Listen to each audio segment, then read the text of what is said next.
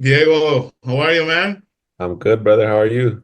Good, good. Always a pleasure to see you, dude. How was everything? Always. Always. Everything is good, man. How are you out there in LA? Not fun at all, dude. My son has been sick because of the ashes and the smell. I mean, we're safe here, Yeah. but the ashes, you can't go outside. I used to have asthma. I guess he picked it up from me, and he's been vomiting all day, all night yesterday. And but he's 8 years old, really Man, it's skinny. unfortunate. Yeah, yeah, it's terrible. But so you do you have family here still? Because I know you're in Seattle Yeah. right now, right? Yeah, I'm in Seattle now, but all my family's in LA. I have family in Altadena too, and their house is gone. Are you kidding me? Yeah, it's horrible, bro. So what are your thoughts about everything that's happening? I mean, I know were you like thinking of coming back? I don't know. Like, are you telling them to Uh, come to you? yeah, I offered it for them to come to my house in Seattle because I mean my house is by itself right now over there in Seattle. I'm in Vegas now, getting ready for this fight. Yeah. And but yeah, bro, LA is crazy right now. So, but do you have because I know you lived in South LA, but Hmm. do you still have family there, not in that area? No. Yeah, yeah, I still have family in that area as well. But they're okay. Yeah, Yeah, they're fine. everyone in that area is fine, Yeah. thankfully. No, but it's I mean, yeah, and that's precisely what I wanted to ask you, like talk a little bit about that and how your Yeah, family, bro. how Nah, they're dealing dude. with all of that.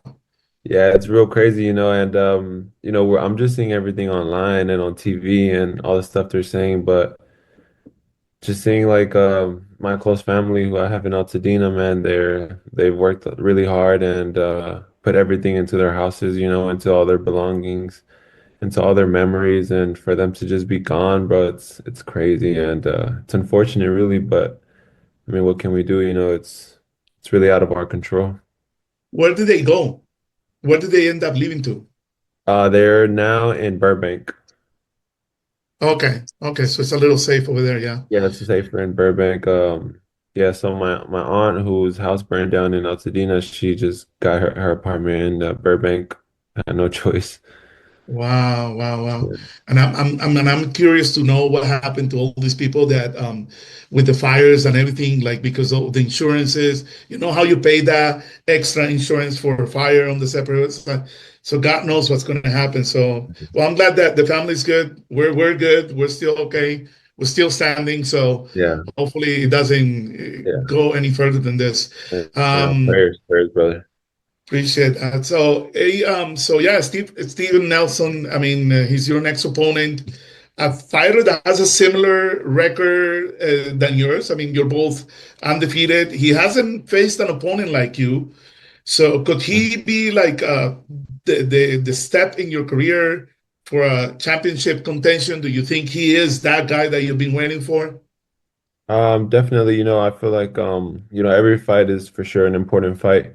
But this one right here, I'm going up against Steven Nelson, another undefeated guy at a point in my career where I'm ranked number one by the WBO, ranked number three by the WBC, and I'm in the top five in all four sanctioning bodies. So I feel like at this point in my career, this fight can with a great performance, I can possibly get the chance to a world title fight later on in the year, or if not, early next year.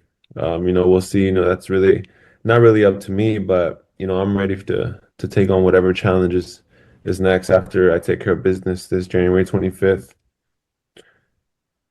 So at 36, he's 36 years old. No, he's had only 20 fights. Like I said, and still undefeated, and he has not really had a marquee fight. So for him, I think this will also be the fight. So kind of like the same situation on the opposite side. Exactly. Um, but still he's an unknown to you, Yes. because sometimes you will have fighters that you could say, okay, so he had this fight, this big fight with whatever, and I think I can do this. But Yeah. have you been able to identify that the possibility of, hey, I can do this with this guy because he's a good counter puncher and he's a very smart, patient guy. So, Yeah. and a little shorter than obviously shorter than Yeah, him. a little shorter. Yeah. Yeah, he's a great fighter, man. He's like you mentioned, 36 years old, so he has a mature style, but like you said, I feel like he's never been in there with anyone like me. Mm. He's fought. he's fought some decent guys. He's in the gym with some good guys too, but I just feel like I'm a special fighter. I'm 6'4".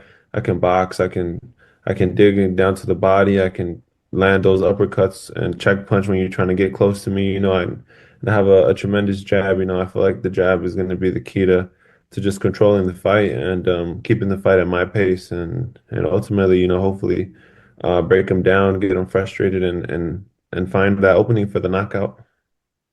And obviously, the cliche question: do you feel this is the biggest fight so far in your career for what it represents in what could come after a victory on this? Yes, for that reason, yes, because of the point I am in my career right now where, I'm in the verge of getting that world title shot. I feel like this fight is for sure the most important fight of my career this far. But level wise and like difficulty wise, I won't know until I'm in there with him. I feel like he's a good fighter, but it's nothing I've never seen before. I feel like with great preparation. Like I've been in camp for 3 months now, and my preparation, I feel like I'm in the best shape of my life. So, I'm just ready to put on another great show, and like you said, see what's next. I know it's too early to even talk about it or even to think about it, but you're already positioning yourself as a contender to face the likes of even Canelo. So even some people have been mentioning Canelo.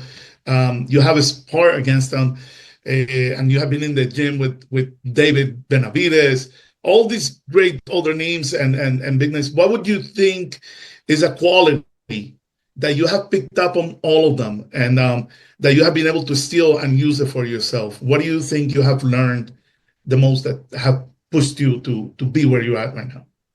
I feel like I personally, I have a lot of talent, and combined with my hard work, has brought me to national titles, to being ranked number one in the country, to now being ranked in the top five in the world. And I've had the pleasure of being able to be in the gym with guys like Canelo and Benavidez and a bunch of great fighters. Like I just had sparring today with a world champion, Carlos Adames, 160-pound world champion, Dominican guy, great, great fighter. And I just try to pick up as much knowledge as I can, and sometimes just like the little small things, like when I was with Canelo, at the time I was 18 years old, I had a little bad habit of kind of like reaching too much on my defense and like just little things that are a little difficult to explain. But he helped me. He was like, okay, like you got to make sure you don't bring it out too much, don't fall for that feint, or think because Canelo has great feints. And I picked up that from him. I made sure I worked on it and corrected it, and now I don't make that mistake, ever. And David Benavidez is another guy, who's taught me, because I'm long and I'm pretty athletic, I can use my legs and move pretty fast. So he taught me, like, he feels that that's my one of my best attributes, is being able to use my legs so well, and he just told me to practice that a lot, being able to angle out, kind of like how Usyk does. Usyk is one of the Mm. few guys who's 6'4", 6'5", and can move that way, and I feel like I'm one of those guys as well. That's awesome. And lastly, was and I always remember, no, that first meeting that we had when you were only 17 years old in South LA, and I had Yeah, that feeling that not only being a great professional that you were going to turn into and look at where you are right now, but also a family man. I always had that feeling that you had that those values, those of someone who sure. cares. And with that, I also wanted to extend my condolences. I mean, because of your brother Manuel. I mean, we talked about him over Yeah. there in East LA and at the body Yeah. shop, right? I remember. Uh, Yeah, yeah. yeah, that was a Yeah, great no, thank you, conversation, brother. and Thank I you, brother. appreciate when you opened up about him. But um, you know, so how important is he still in you? I know he's no longer with us, but how important is all of that we talked about, the dreams and everything you wanted to offer to him? And regardless of his passing, how important it still is important for you to continue that legacy, that mentality for you and your family, obviously. That's very important, that's always gonna be my brother, my big brother. And even when he was here with us, I felt like he was my guardian angel, even though he was like here present with us. he was fall with me everywhere, and now that he's in heaven, then I just know he's watching over me. He's guiding me the right way and protecting me, and yeah, I just want to do what he would have loved for me to do, and that's live my dream and become a world champion and really help my parents and help all the loved ones who've helped me get to this point. And yeah, that's really what it's about. I feel like every time I was with my brother, it was like like when I was with my brother, I would have these thoughts of like just like love and helping and being a good person and things like that. So just got to keep that going, and that's what's gotten me to where I'm at. So just got to keep being that humble young person who loves to spread love and help anyone whenever I can. How is the family dealing with it? Of course, my mom is the one that has been the hardest on her. To this day, she's devastated, really. That's her baby. She spent 28 years with him every single day, changed his diapers, fed him, Mm. everything, you know what I mean? So she called him her loyal partner, because he needed her for everything, so he was always with her. And I left to Seattle. My other brother, Fed, left to Seattle, and he was the one that stayed with her, but unfortunately, he's passed away now, but his memory will always live in our hearts forever. Your baby came around the same time, if I'm not mistaken, Two months before. 2 months before. Yeah. Wow. So, Mhm. well, congratulations for that. We haven't had the chance to speak about that, but Yeah, Diego, my once little again, baby I'm July. always very proud of you, man. Very, very Thank proud you, of you, brother. and you're gonna do greater things, and this is only the beginning for you. Exactly, brother. Thank you very much, Jed. I remember you coming through when I was 17, brother, and you was probably like one of the first interviews I've ever did. So yeah, man, thank you. I appreciate the support and aquí vamos a seguir dándole con todo. Con todo, hermano. Gracias. Thank you.